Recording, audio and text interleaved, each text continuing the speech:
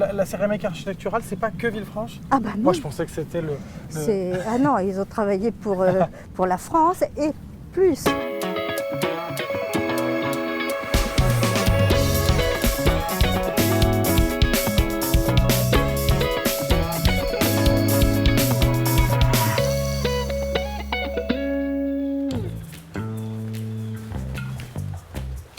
Bonjour Michel, Ah bonjour Thibaut.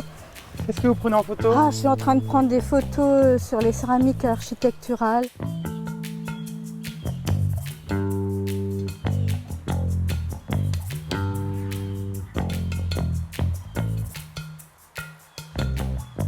La céramique architecturale, c'est la céramique qu'on retrouve sur les bâtiments. Sur les bâtiments. Ici, c'était un dépôt, le dépôt Perrusson. Ils étaient installés à Écuisse, en Saône-et-Loire, et ils avaient mis 41 dépôts en France, enfin dans les environs. Et donc notamment ici à Villefranche. Et notamment à Villefranche.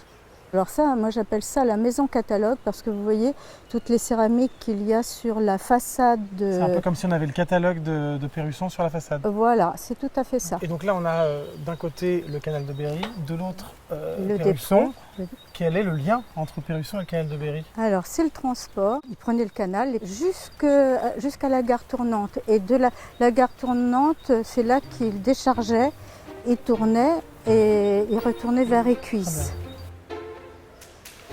L'argile a traversé des siècles et en France, c'est à partir du milieu du 19e siècle que les maisons se sont parées de céramique décorative et en 1850, c'est devenu une mode. On trouve des monuments comme la gare de Sterlitz par exemple. Il y a des céramiques... Ah, parce que la céramique architecturale, c'est pas que Villefranche? Ah bah non. Moi, je pensais que c'était le... Ah non, ils ont travaillé pour la France et plus.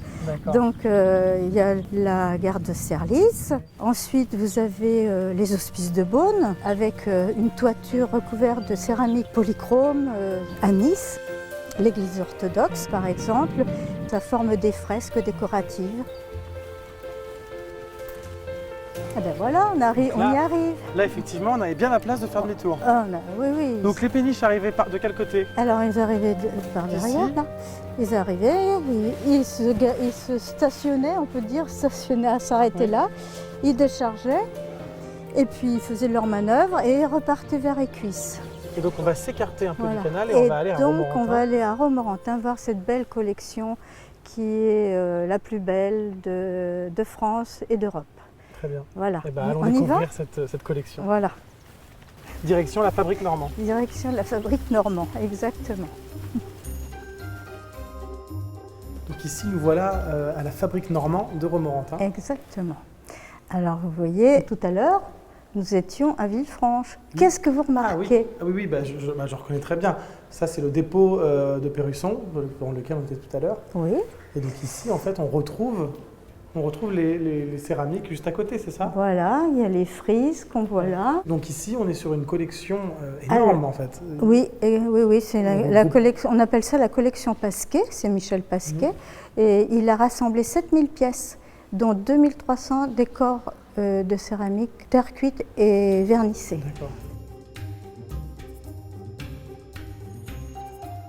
Il avait peur que sa collection soit dispersée, voulait qu'elle soit mise en valeur. Ah, il a eu de la chance parce qu'il a rencontré Jeanny Lorjou, le maire de Romorantin, qui lui a vu un grand intérêt de cette collection, un intérêt local, national et international. Et alors, Perrusson, il y a même une autre histoire, parce que donc, ça remonte avec une histoire d'or. Voilà, Monsieur Perrusson est allé à Paris, à l'exposition universelle en 1899. Il a fait monter un kiosque devant la Tour Eiffel.